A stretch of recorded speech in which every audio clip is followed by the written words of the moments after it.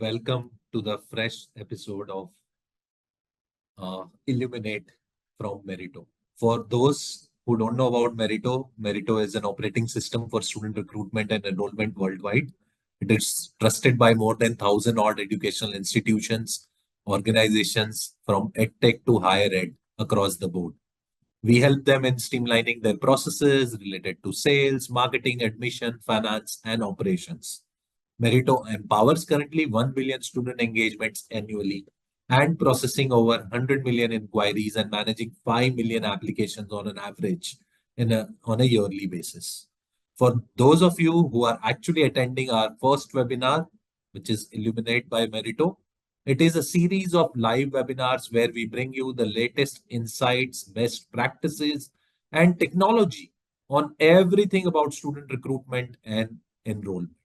We host expert speakers from Meritto, as well as thought leaders and decision makers from the world of education, offering an unparalleled insight for the education institution. And today we have Lina Ashar on this show. Lina is a pioneering educator and founder of Dreamtime Learning, a contrarian in her approach, in her thinking, and in her behavior. And she will never shy away from calling a spade as spade. She is known for her dedication to revolutionizing the children's education, an Australian citizen who grew up in England and currently lives in Mumbai. Can you just imagine 3 different continents? And her vision is to create schools that focus not only on academic excellence, but on the holistic development of children, ensuring they become thought leaders for a conscious, connected, and responsible future. Before Dreamtime Learning, she established premium two schools in India, Kangaroo Kids and Billabong High School.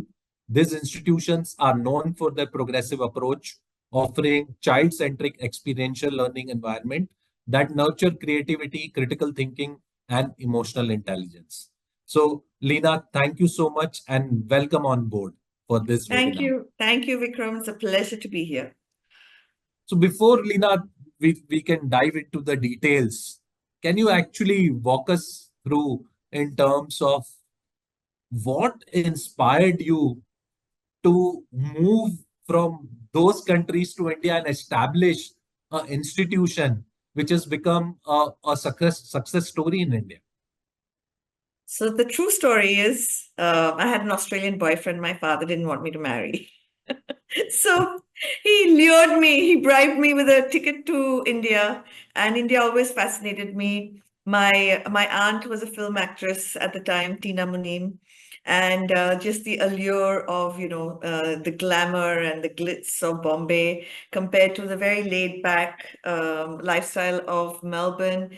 And so I was promised a 1 year sabbatical in India, getting in touch with my Indian roots and family, and it really fascinated me. I've always felt Indian, even living in Australia. So while I may have, picked up certain nuances of an Australian upbringing, the heart and core of me and my blood is just very definitely Indian. So you moved to India, Lina, in 1991, I guess, right? So I came here, taught for a year, decided I would come back after I finished my B.Ed. So went back, finished my B.Ed, had a proposal of marriage, got married, settled down here, started Kangaroo Kids and Billabong High. A lot has changed since then. I've sold Kangaroo Kids, Billabong High. I've divorced my husband, but I'm still here. So just for our viewers, when I was researching about Lina and when I met her first online, I told her that I'm going to call you ma'am. And she told me that please call me by my first name. So ma'am, what is the reason why you told me to just call you by your first name? So if you go back, well, there are a lot of reasons. The first is us as a culture. Where Indians, we were imposed the word sir and ma'am by the British. Yesterday was Gandhi Jayanti, so we should all now be making a pact not to use the culture that was imposed upon us by the British. So ma'am and sir is not part of our original culture. The second reason is from a neuroscience perspective. I don't allow my principals to be called ma'am.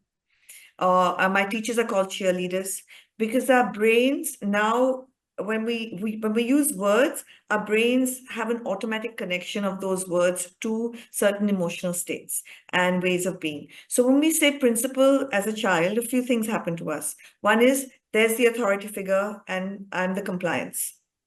I have to sit here in compliance.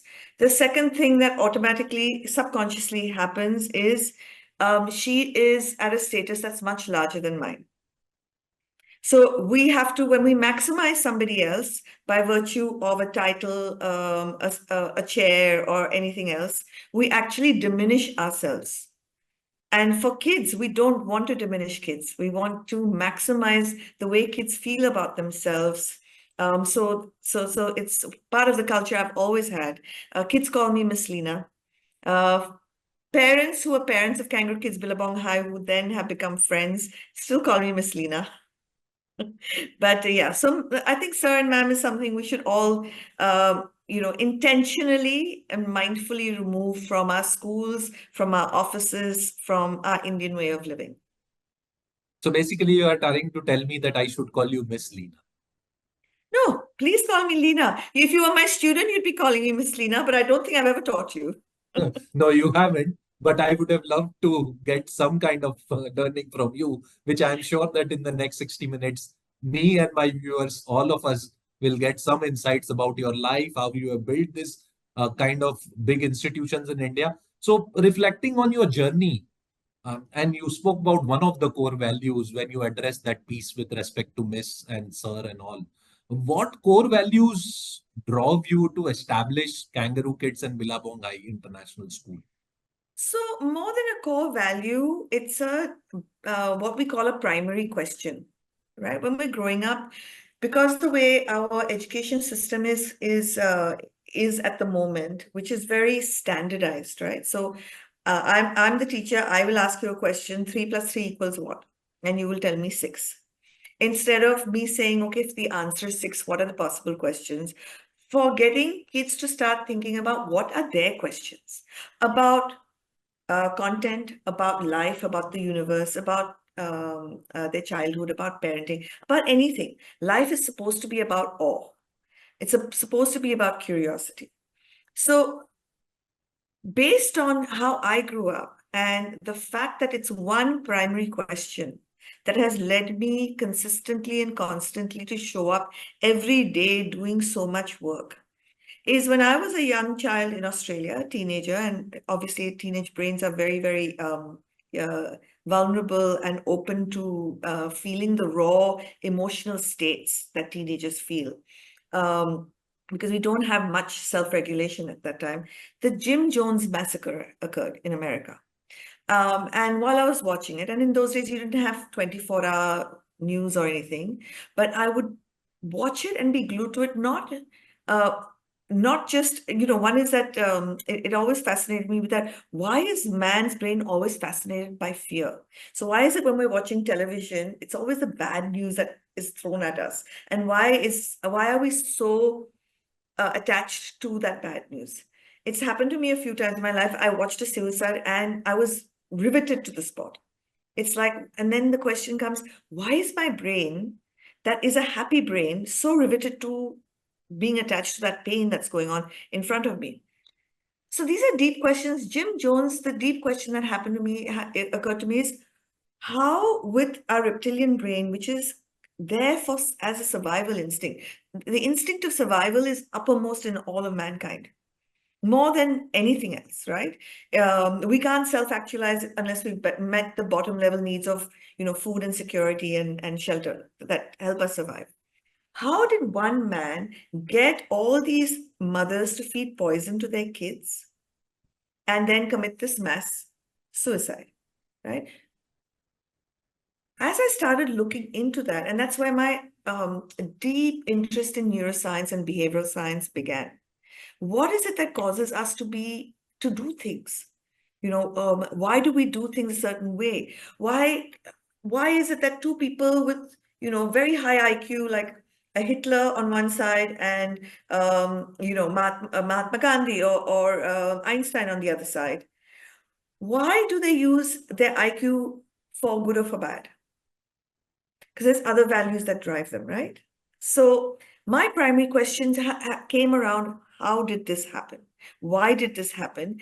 And if it's happening, and then I started reading about how the advertising world uses brainwashing, how the whole world actually teaches us things that are not necessarily true.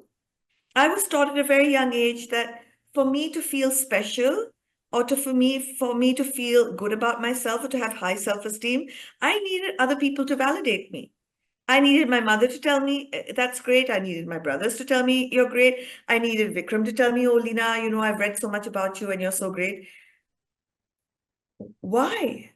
If we learn how to self-validate from a very young age, we're going to live a much more authentic life because we're not caring about external validation. We have enough internal validation, and therefore then we're doing things for the right reasons, not because we're compliant and we're looking for that pat on the back. Right? We're intrinsically inner motivated to do what we do and why we do it all the time. So that was my deep question. Why did those people do what they did?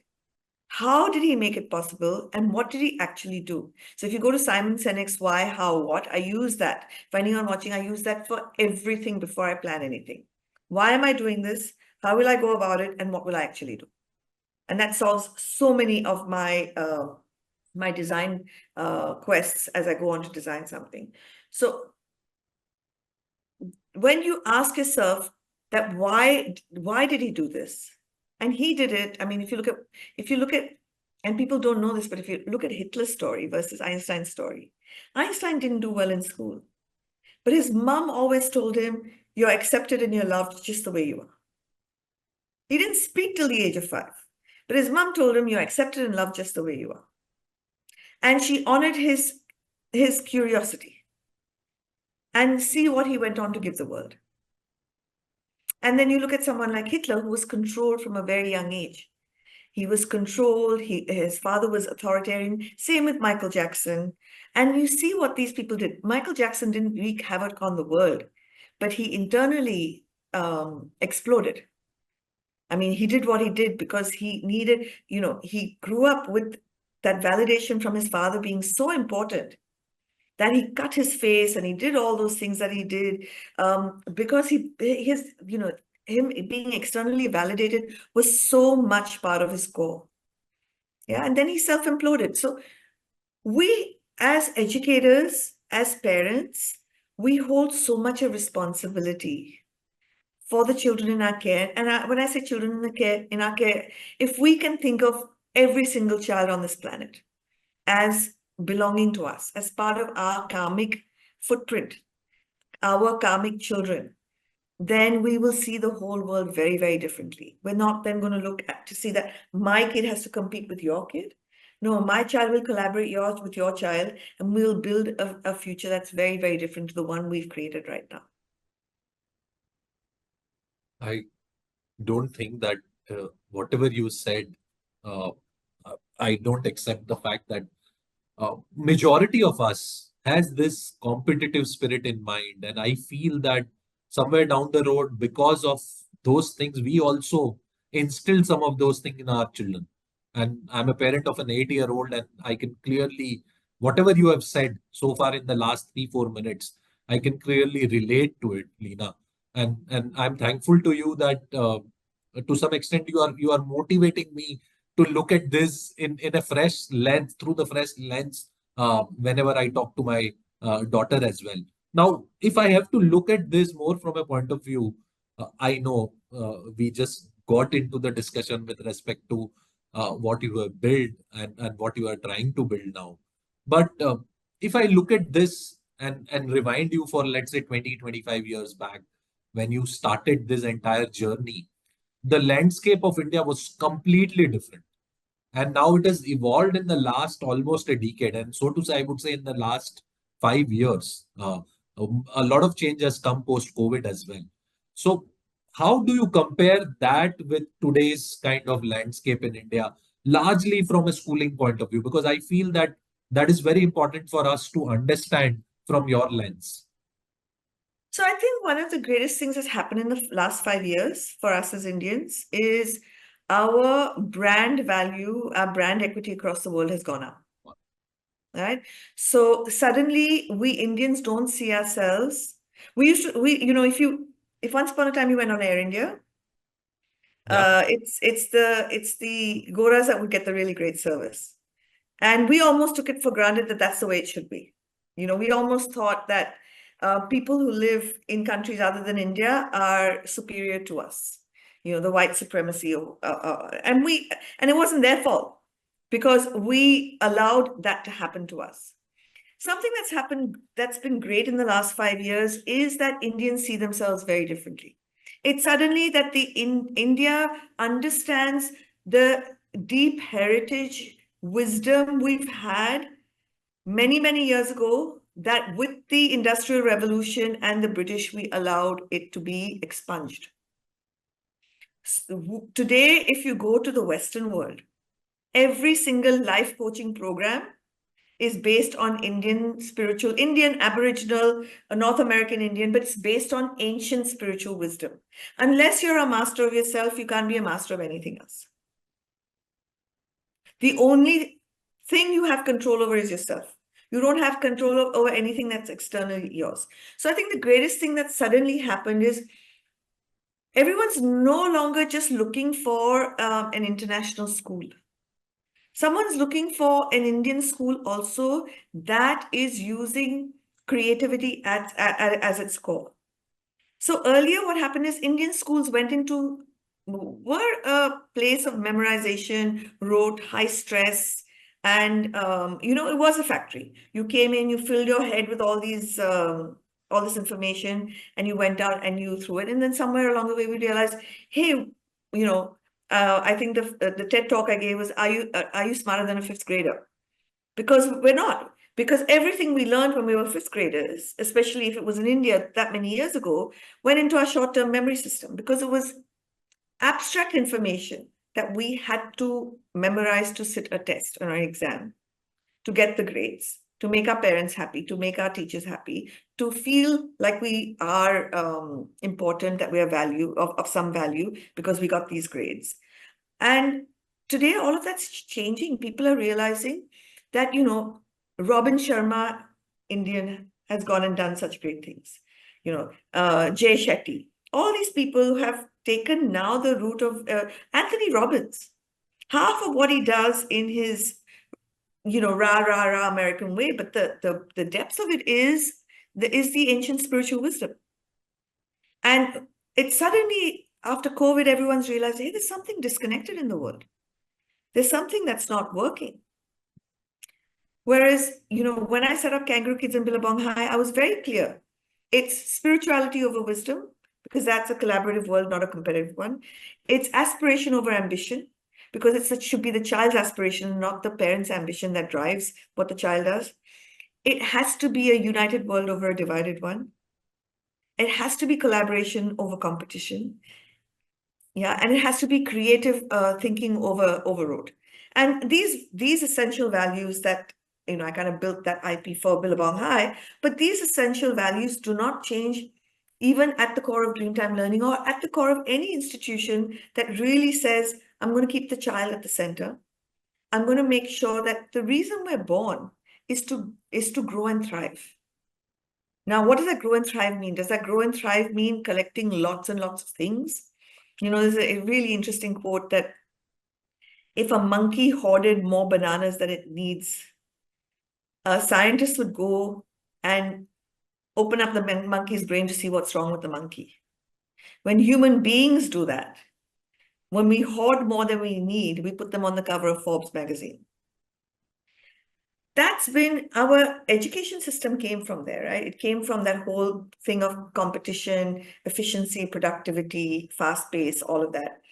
And it's remained, and we've not been, it's a deeply rooted. So we have to all actively, intentionally, mindfully work on getting it out. You showed a video before we started speaking, and there was a guy who said, We're top rankings, we're top rankings, we're top rankings, we're top rankings. Every time a school puts out its rankings and the toppers, I cringe. Because what are the messages we're giving kids? The messages we're giving kids is your validation comes from outside. You are of significance. Your photo will appear. You will be significant if you get the top ranking. And I was just speaking at a conference. What have we ended up doing? Kids are stealing exam papers. I mean, what's more important? Our values or our grades? So we've gone about it the wrong way. We are all, and whether it's in education or in corporations, we're looking at top line and bottom line. Always. A school leader is looking at his top line and bottom line. But what should your top line and bottom line be? Your top line should be, oh, the world's a nicer place. Your bottom line should be, oh, this child's going to thrive in the world outside. I think we have to redefine these top lines and bottom lines. We have to redefine, why do we exist? We exist for all of humanity, not just for ourselves. And what does that mean?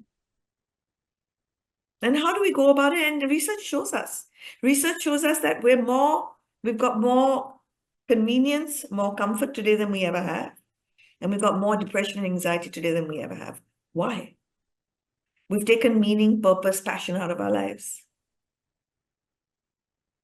If you're a CEO, you're reporting to your board, you have to make your top line and bottom line work. The pressure, stress, everything else. And then you're only validated. And how have you been taught to validate yourself? During your appraisal, does your salary go up or not? It's a different thing. We may not need that extra money to be any happier than we are right now. But that's the only way we know how to grade ourselves. We grade ourselves based on how we've been taught to grade ourselves. And that's the only way probably you would know that you have passed that hurdle. Because somebody is measuring you on those parameters and you have successfully kind of got those parameters ticked. So I'm going back to ask you, do we have the parameters correct? If as humanity, what are parameters supposed to be? I have 5 cars, 5 holiday homes, and a really fat salary check? Or I'm spiritually, cognitively, mentally, emotionally engaged, fulfilled. I wake up happy. I wake up with joy. I wake up with meaning and purpose. I wake up wanting to make the world a nicer place. So what are these things that the parameters? We've taught the parameters incorrectly to kids from kindergarten. Right now, when we're trying to do higher consciousness learning, what do I get pushback on? We license our curriculum and I get pushback from partners on, our parents are saying you're not making our kids right enough. And I'm saying, if only you would hear me 25, 30 years ago, when kids used to get smacked for getting their spellings incorrect. I used to tell parents, don't worry about spelling. It's not going to be important. Just like, we need to understand what addition is. Yeah, we need to be able to do the process of addition mentally. But then at the end of the day, are we going to use that process of addition mentally all the time? Or are we going to use a calculator? Or an Excel? I tell parents, okay, you want to light a candle. Are you going to go and take 2 sticks and rub them together, create a fire and light the candle? Or are you going to use a lighter? You're going to use the latest tools at your disposal. Spelling, and when I started Kangaroo Kids, there were no computers. But I knew there's around the corner, something is coming which will make learning to spell redundant. When competition people came to me with Spell Bee, I said, I'm not wanting to do Spell Bee because I'm telling kids the wrong things. That, memorizing how to spell this word is important. It's not. Being able to have a large vocabulary is important. Being able to use that vocabulary correctly is important. Being able to tell your story, whether it's a brand story or a fairy tale or whatever your story is, your own personal story, those things are important. But spellings are not important. The same way writing. today I take a phone, my phone, I don't even have to type my message. I press the recorder, I say whatever I want to say, and it turns it into text. So as these technologies advance, do we want to be forward looking and forward thinking, or do we want to be stuck in the past? And I don't blame parents, because parents don't know, because we've taught parents that everything at the end of the day is that grade. So now the whole responsibility we all have as educators and parents is to turn that narrative around. The narrative is, you'd rather have a child who's confident than can crack a paper. You want a child who knows he's enough by virtue of who he is, than constantly going out to look for being enough outside. You know, it's a reason why most of our marriages fail. We're looking for validation from the other person, always. If my husband, who I don't have, but if my husband doesn't tell me I'm beautiful all the time, or I'm a great cook all the time, or all of that, I don't feel enough. I'm looking at him, you know, I'm coming from a place of deficit. Whereas I don't have to come from a place of deficit. I'm full. I'm full with who I am and whatever I have. Then where do you come from? Then you come from confidence. You come from competence, right? You come from a growth mindset, because it doesn't matter even if you make a mistake. It doesn't matter. You learn from it, and things will come at you all the time. You know, one of the things I tell parents is, one of the saddest things that I've seen happen over the last 10 years in India, or maybe longer. Because when I first came to India, I remember seeing a kid fall down at the airport and a parent hitting the floor. Naughty floor, naughty floor, naughty floor. And I was going up to the parent to say, you know, you're just teaching your kid that anytime he makes a mistake, it's not his fault. Someone else is to blame, or something else is to blame. And instead of us, you know, him then being, and falling is natural. It's great to fall, cry, get up, you know, rub yourself off and start walking again and running again. So I think the saddest thing I've seen, especially in Bombay, and I don't know how it is across the rest of India, but in Bombay and Pali Hill, kids are all bubble wrapped. My niece called me the other day that my kid is going to such and such school, and another kid hit her, and now I'm thinking of taking my kid out of the school. Because I said, but why are you solving it? Another kid hit your kid? Ask her how she feels about it, how she plans to solve it. Because this is a small struggle today. Tomorrow, you know, giant corporation will beat her up. And then what is she going to do? She's going to shrivel? Or is she going to, you know, be anti-fragile and have the tenacity, the grit, the resilience to say, you know, this is not happening to me, it's happening for me, and I'm going to grow from this. And I'm going to learn how to combat it myself. Most of the time, if you look at the kids, especially the current generation, more than 60% of their time is spent in school. And with both parents working, which is, they don't have time to spend with kid, enough time to spend with kid. I won't say don't have time. And the larger responsibility, what parent thinks in their head, is with the schools, because my child is there largely. Whereas a lot of things which parents can also do. How do you see that in terms of what is the responsibility of schools, what is the responsibility of parent, to ensure that whatever core values you have to imbibe in a child gets delivered? So a few things. Firstly, we're at such a great advantage that even if we're not physically with our kids, I can Zoom my kids, right? There's nothing, Vikram, that is deficit in our conversation here. I'm as connected to you as if you were sitting in the room. My mirror neurons from a brain point of view are activated just as yours are.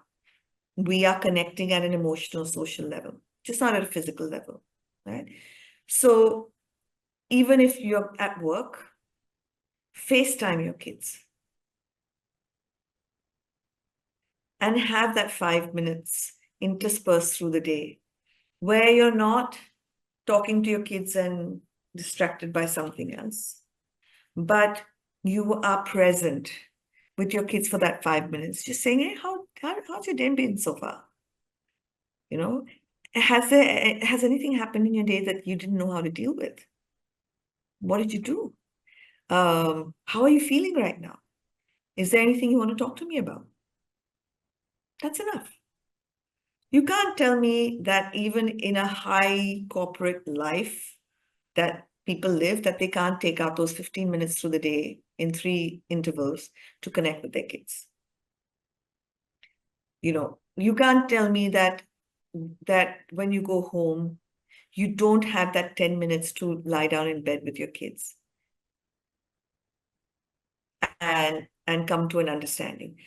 There is another thing that, you know, parents we need to hold their hands. There's so much of information being bombarded at parents. The world is changing. This is happening. Technology is good. Technology is bad. This is this. This is this. We have to hold their hands towards going forward because parents are not bad. There's just so much of information right now. You know, my parents didn't know whether I did my homework or not. They used to both work. We were in Australia. They both had to go early in the morning. They came back late in the night. They had that 10 minutes with us, just asking us about how our day went. And then they were in bed exhausted. The other thing is we learn from what we see our parents do. My parents had no choice. It was survival for us as a family. If you live in a fancy house with a fancy car and fancy everything else and say, but I have to work this hard, I have to put in these hours. Kids understand that that's hypocrisy. So understand that kids understand a lot more than we think they understand. So I think we have to do things that are trade-offs. You know, I was addressing a group of parents and, you know, they were talking about this anxiety. And I said, go and negotiate for a 4-day week. Yeah. And every parent can have kids in turn in their homes. So kids are interacting socially and it's not controlled by adults, you know, the play is not controlled by adults, etc., etc. The other thing we do, for example, what we do at Dreamtime Learning is we do independent learning work that is focused on the parent and child together. So, for example, if we're doing history and we're doing new technologies, the kids have to, with their parents, interview a grandparent or somebody who is somebody else's grandparent at that, and there's a questionnaire.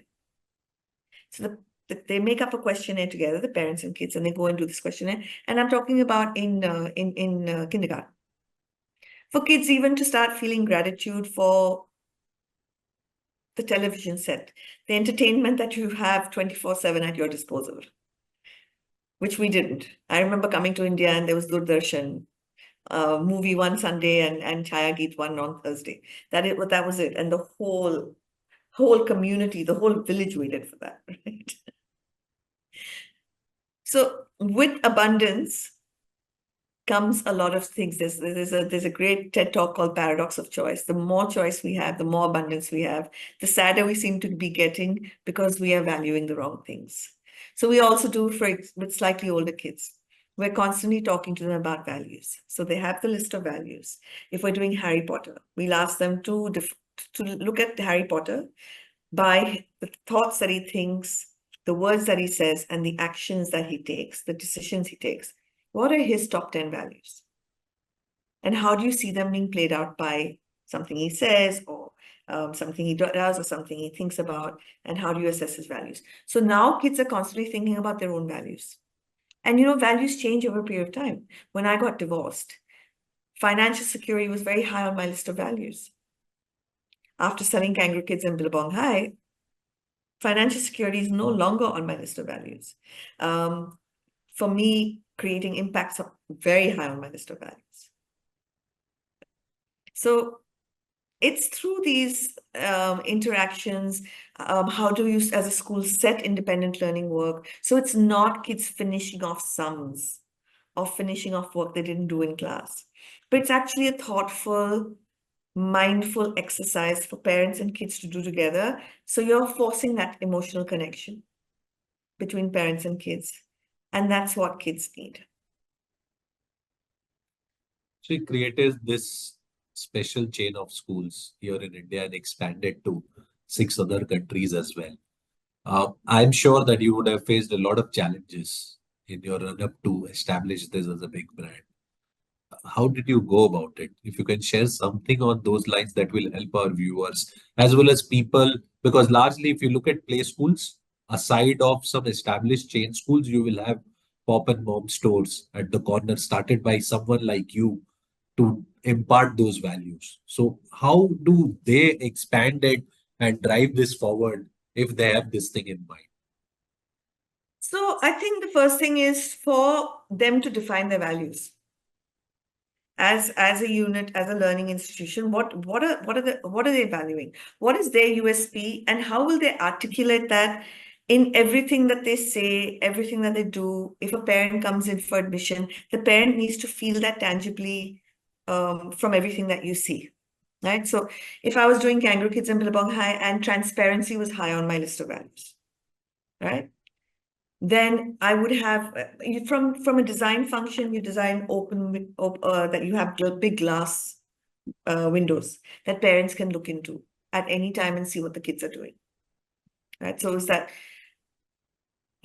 you allow parents to come in because that's transparency. A lot of schools, they don't allow parents to come in because they don't want parents to see the cockroach in the kitchen.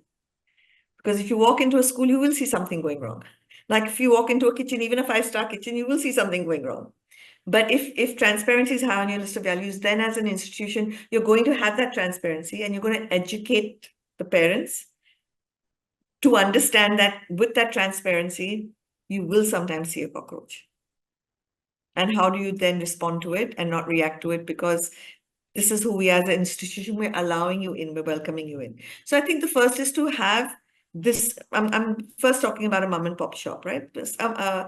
And it's possibly the greatest advantage you have, because if you've started a preschool with a very strong sense of why, so first write down why you started the school. If you know why you started the school, then the how and what comes through that. And you will articulate this in everything that you do and every way that you are, in everything that you communicate, in everything that the parent sees. And these are the schools that do the best. So you don't have to be part of a big brand. You don't have to be, so one of the problems I wanted to solve for is when I was running Kangaroo Kids and Billabong High, I suddenly realized, the risk is taken by someone else. They are putting up the school. They're putting in the investment. I'm taking a top line, so I have no risk. But the wealth they're building for me, not for themselves. Because the brand wealth, they're building for me, right? So whenever you look at anything that's a problem, if you bring it down and you simplify it, then you will find the solution. One of the great stories I tell kids is we tend to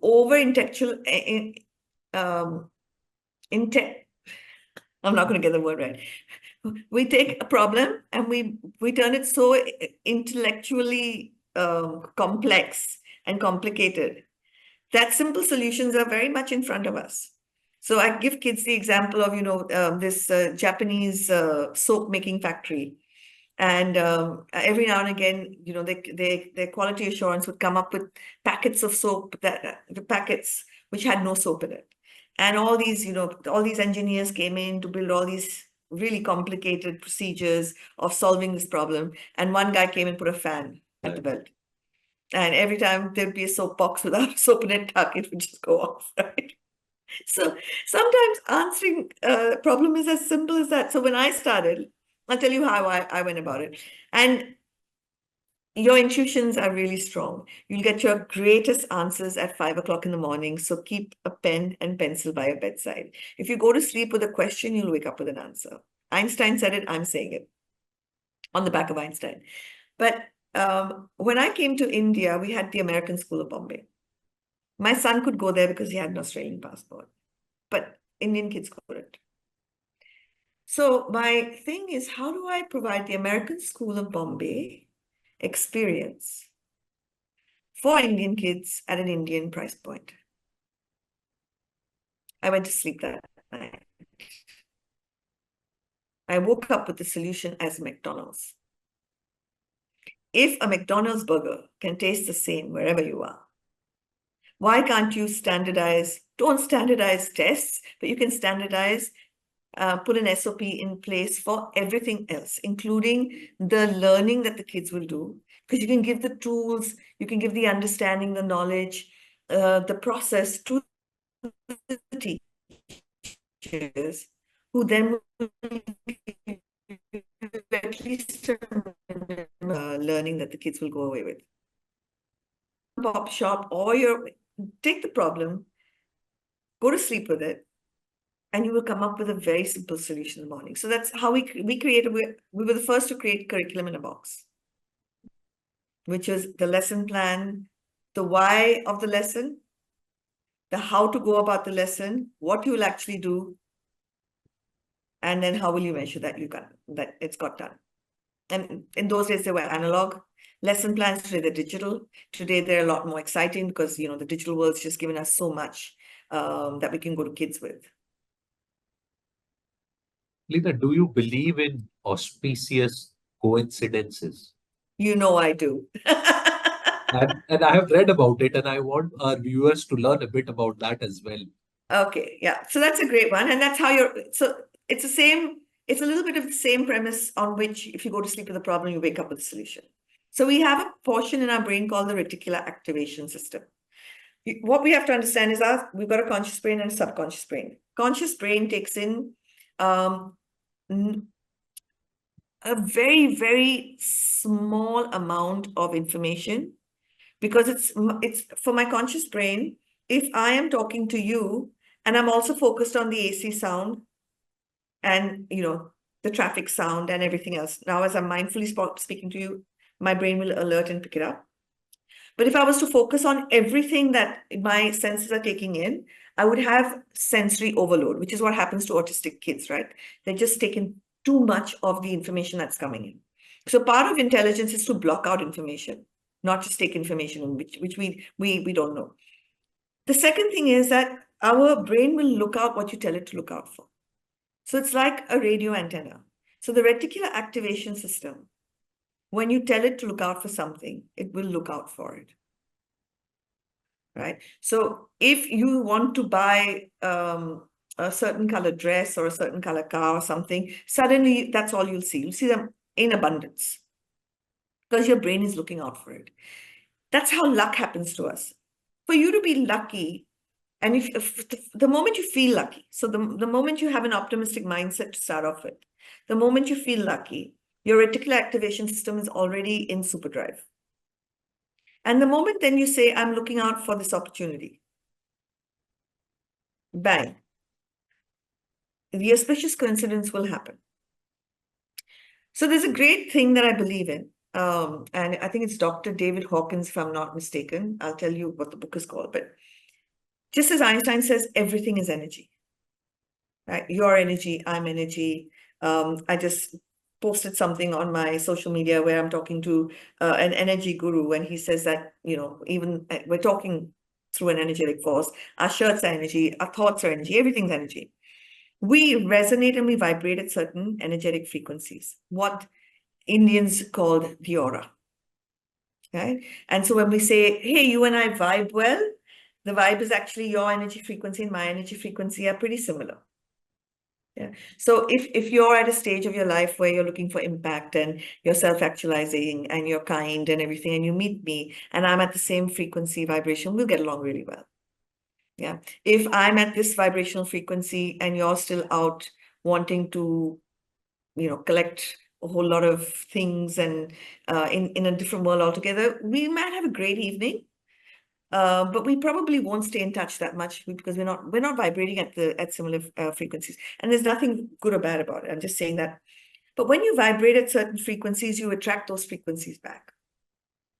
And that is the reticular activation system. It's scientifically done. We teach it in our curriculum. We teach our kids about this. We teach our kids more about their brain and their behavior than we do what is photosynthesis and all of that. Because today I can go into ChatGPT or any AI and say, explain photosynthesis to me as a 2-year-old or a 5-year-old or a 10-year-old or a 70-year-old or a 60-year-old, and it'll explain it to me. So I'll always be able to access what that is. Even if I forget it, I understand, right? Photosynthesis in general, I understand. Plants use the sun for energy. But if you ask me now to write an essay on it, I'll probably fail. But using AI, I'll get it. So what then should we be teaching our kids? We should be teaching them power of visualization. We show kids when we're teaching, for example, books, and we show kids how in, I think it's Space Odyssey, if you read one of the paragraphs, and I just give you that paragraph to read, and I say, read this, and what is it describing? You'll say it's describing the tablet, an iPad. And that's written years and years ago before anybody had ever imagined. And then we show how first everything happens in your imagination, then you see it in reality. So part of the ancient wisdom, whether it's Tibetan, it's Aboriginal, it's Indian, it's North American Indian, they all say your inner world creates your outer reality. So the thoughts that I think will change the way I process everything, and it'll change the way I experience everything. So with kids, with younger kids, I tell them the two salesman story, which is really well known. But two people looking at the same circumstances, objectively the same thing, that we've gone to Africa to sell shoes, but one says no opportunity, nobody wears shoes, and the other one writes fabulous opportunity, nobody wears shoes. They're looking at the same thing, but just that difference in thinking. How is their life outcome likely to be? Or a true story, there's an alcoholic father with twins. And, journalists love following twins because that nature-nurture debate's always on. And one is an alcoholic, and the other one is really successful, great family life, everything else. And the journalist asks the same question. How did you turn out to be this way? And they give exactly the same answer. Look at my father, how could I be any different? So the narrative, the story you tell yourself is the story you become. So it's basically, you change your story, change your life. Change your thinking, the minute you change your thinking, everything else will change. So we teach kids these things. Okay, so this has happened. These are ways you can think about it. Okay, so somebody pushed me off my bike. I can think about it in one way that's going to get me stuck. Or I can reframe that thinking. And in reframing, I get back on the bike and off I go. So we're always asking kids when they say, but Miss, I'm feeling this, or I'm thinking this. Is that feeling or thinking going to keep you stuck, or is it going to move you forward? If it's going to keep you stuck, then maybe you need to reframe your own narrative to one that gives you momentum again and traction to move forward. So fast forward, Lina, you started your current school, Dreamtime Learning, at the height of pandemic. What led you to think about restarting? No? I didn't start it at the height of pandemic. So I sold Kangaroo Kids in Billabong High. I didn't have the need for significance or anything again. I was going to do whatever I'm doing now with the company that bought me over. I had already gone into the CEO's office and said that this is the future. The future is digital. For us to get scale, for us to demonetize learning, for us to have a lot more open access, we need to look at. So basically, if you look at the same thinking process, if I say take the American School of Bombay and say how do I provide that teaching at the same thing I say. If I look at a physical school today, how do I provide that same quality of education at a demonetized price? The answer is simple. I have to take away the real estate. Yeah. So then your mind, your reticular activation system starts looking for opportunities for you to take that real estate away. So I actually went to Peter Diamandis' course, and my interest is in shifting human consciousness. and I believe we can. There's something called the 100th monkey effect. So 100 monkeys in one part of the forest. So one monkey amongst 100 monkeys in the forest learns how to do something, right? Could be washing a fruit, using salt or whatever. Very soon, all the other monkeys imitate it and learn how to do that, right? Unrelated to these monkeys, in another part of a forest, no connection, physical connection. The minute the 100th monkey starts learning how to do it, these monkeys start learning how to do it. So we don't understand enough, right, about the world and science and all of these things and how do plants communicate to another plant in another part of the forest that danger is coming. But we don't even think plants have thoughts. So how does this consciousness work? And, you know, we've gone to a stage where we've said, we've taken 100 kids and we've told them, your grades are important, the car you drive is important, the house you live in is important, money is important, your title is important. And so now we've created this whole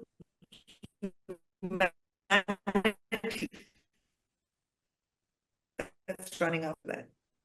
Can we take enough kids' experience? And then can we start experiencing that effect in an opposite way? So I went and said that we need to digitize, we need to democratize, we need to dematerialize learning. And I was told, no, that's like 10 years, 15 years away. So I'd finished my compulsory work and everything. And then I went in and I did 100 interviews. 100 interviews with thought leaders in the area of neuroscience, behavioral science, energy science, the future context of the world. Started making a list of all the things that I have to include in Dreamtime Learning for it to be. So I did this way before COVID. Way before COVID. I sold way before COVID. I sold 5 years before COVID happened. So it wasn't because of COVID that I've pivoted to doing what I'm doing. Intuition, sixth sense, it's an intelligence we don't teach at school. It's an intelligence we've forgotten how to tap into. We know it. We know it's there. If I close my eyes, and if I'm blindfolded, I know if somebody's hand is near my third eye. That's intuition. There is a form of intelligence that we're not tapping into. Something told me to sell. The answers all came to me when I said, okay, this is what I want to do. It came to me. I went to Anthony Robbins. I said, I want to write a book. I came back. I got a call from Penguin. Will you write a book for us? Auspicious coincidences that happen to me all the time. I can clearly. A week ago, I said, I want to meet a handsome man called Vikram. And there you are. Thank you so much. So where are you today in terms of utilizing technology? As you rightly said, that the future is something else than what you see today. And So you it's start not, to build. so I can use any platform, right? So I don't have to own Zoom. Yeah. I can use the platform to do for me in order for me to be able to achieve what I want to achieve. Yeah. And in any platform, I still use Zoom because it gives me breakout rooms. So when I want to do collaborative learning, and when I want to build empathy within kids, I give them different handouts, right? So if we're talking about India, the kids are actually going into breakout rooms to look at different states and come back with the presentation. Or for instance, if I, this morning I was on CNN News 18 and I said, if yesterday was Gandhi Jayanti, if we wanted to really teach kids about Gandhiji and the Salt March and everything and the whole historical period, the easiest way for me to do it is to give them resources, tell them you're creating a post for Gandhi in the age of Twitter, you're creating a post for Gandhi in the age of Facebook, you're creating for LinkedIn, and you're creating it for Instagram. Now, all of you go in your breakout rooms with your teams. One kid will be good at actually understanding what Instagram needs because they're all different ways. They all honor different ways of communication. So they're all now doing different things, but they still need to know the history. They still need to study, read those documents around the history, probably at a much deeper level, because now they're going to use that to create something new out of it, which is the future of the world. We're in the creator economy. That's what we need to do. So when I say I will be digital first, digitally driven, I don't need to own the digital assets. I'm still an education company. I'm not an ed tech. I'm an education company that uses the tools, the digital tools that allow me to achieve what I want to do with kids and with learning. So as schools expand to meet the growing demand, what challenges do you foresee in maintaining quality of education in it? It doesn't have to be. You don't have to lose the quality of education. If you've looked for when you expand, what are the gaps, right? So if I have only one school and I'm sitting in that one school's going to be running beautifully. Now I want to expand to the second school. I'm going to set up the second school just a little far away from me, 15 minutes, 20 minutes, so I can access it easily. And now I'm going to go and sit at that school and see what are the things that I need to replicate from here there. And then I'm going to create processes, systems, SOPs for it. Yeah. When I started Dreamtime Learning, I only started with 20 kids online. Why? Because I need to be able to go into every class and see what are the challenges that kids, teachers, everyone's facing. Because before I make it to 500 kids, 600 kids, where we are now, I need to, so it's basically design thinking, right? And we teach design thinking to kids in schools. You need to prototype.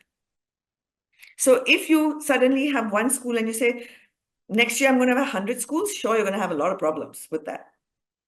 But if you say, I've got one school, it's doing really well. I'm going to take everything that makes it run really well, and I'm going to put it into a documentation system that's easy to, and not intense, but it's easy to replicate and easy to monitor. And I'm going to set up a second school. I'm going to see how, and I'm going to closely watch that to see how that happens. And then after 2 schools, I can possibly do 4 schools that are following you. And learn how to take those replications and grow people. So my first principal should now be my master principal. By the time I'm 2 schools old, she should be a mentor principal to the second one. By the time I'm 6 schools old, she should become the head of schools. Because she's got the DNA inside her.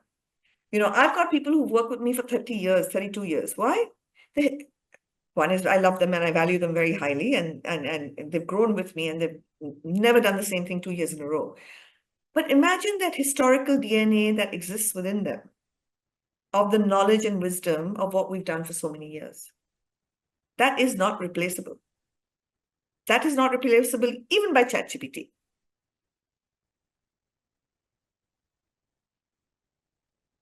So I know you are a contrarian and we are almost at the fag end of an hour. And I don't know how this 60 minutes passed so quickly. I was completely mesmerized with your talk. But since you are a contrarian and I want to put it out there, do you think that our education system is broken?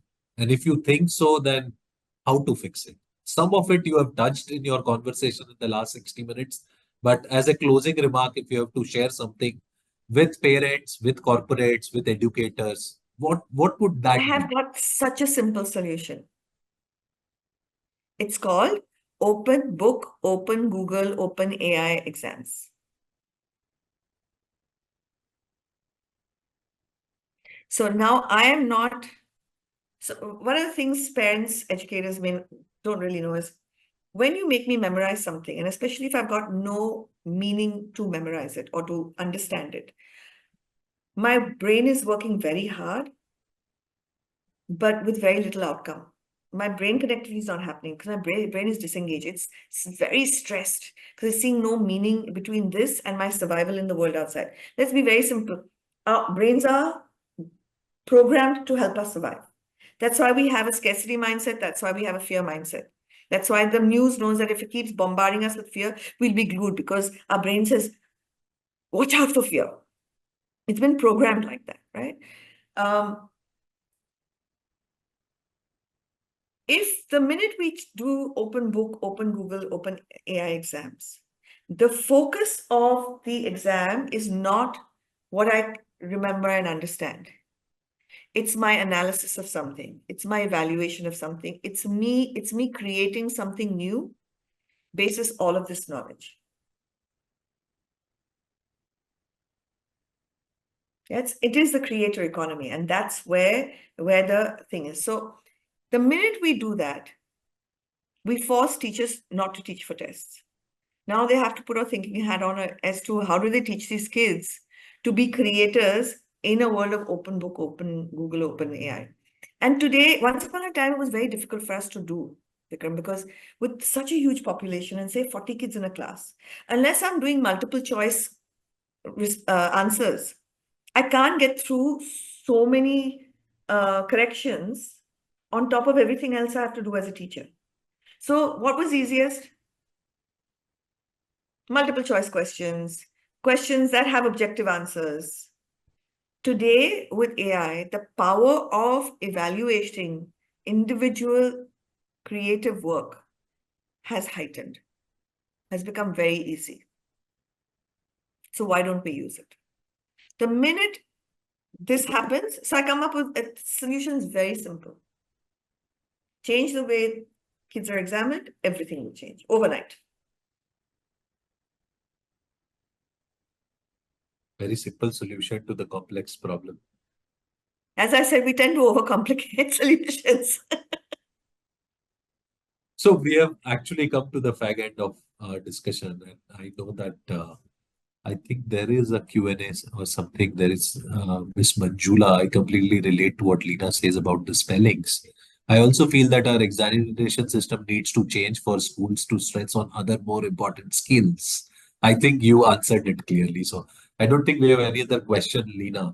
But one thing which I've learned in last 60 minutes, and I think my viewers should also learn about it and understand at least what I've learned. You are such a devotee in your subject. And what I have felt in the last so many years I've been in corporate life and in my personal life, when devotion overflows, divinity has to follow you. And I can clearly see that in you. So thank you so much, Lina, for joining on this discussion and sharing your views to our viewers, and sharing your views very, very openly on what you Thank do, you so how much. you do, and where you are. Looking forward to doing something like this again in the future, where we'll also invite you with our other panels as well to throw light on many subjects which are needed currently, especially in the education sector. Anytime, Vikram. Thank you All so much, yours. Lina. Take care. Thank you. Bye-bye. Thank you. Bye-bye.